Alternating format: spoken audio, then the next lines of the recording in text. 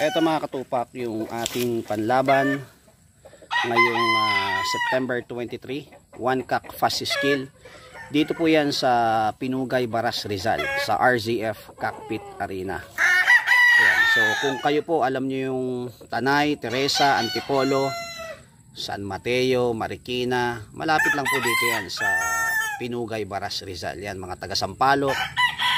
So kung gusto nyo pong manood ng laban, at kung gusto nyo rin pong lumaban, no, sa fast skill, ayan, pwede po kayo magpunta. So medyo matagal-tagal pa. September 23, Saturday po yan, no? Maaga po yan mga katupak. Dapat mga 6 AM nasa sabungan na kayo para malaban kayo ng maaga.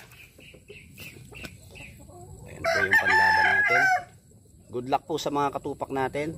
At huwag natin kakalimutan yung mga training ng mga manok natin mga katupak, yung vitamins. Huwag po tayo masyadong umasa sa galing ng manok. Kailangan po nating i-training yan. Kailangan po natin yan painumin ng mga vitamins na kailangan nila. Para pagdating sa araw ng laban, mas magaling po yung ating mga alagang manok.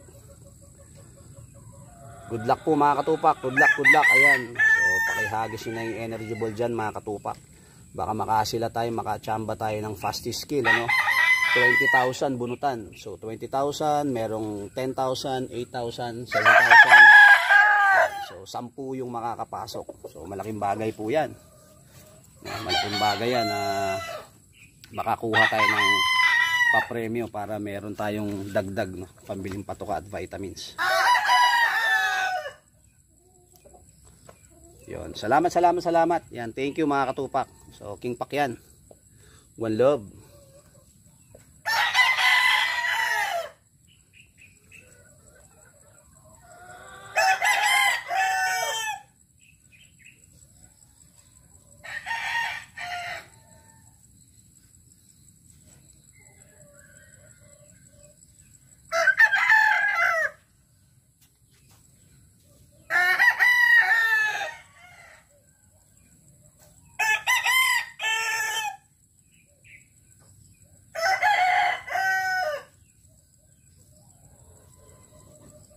Kaharian ni King Pak, lagi niyong tatandaan to. Para maging mabuting sabungero kayo, para maging okay tayo lahat, dapat maging tunay kayo.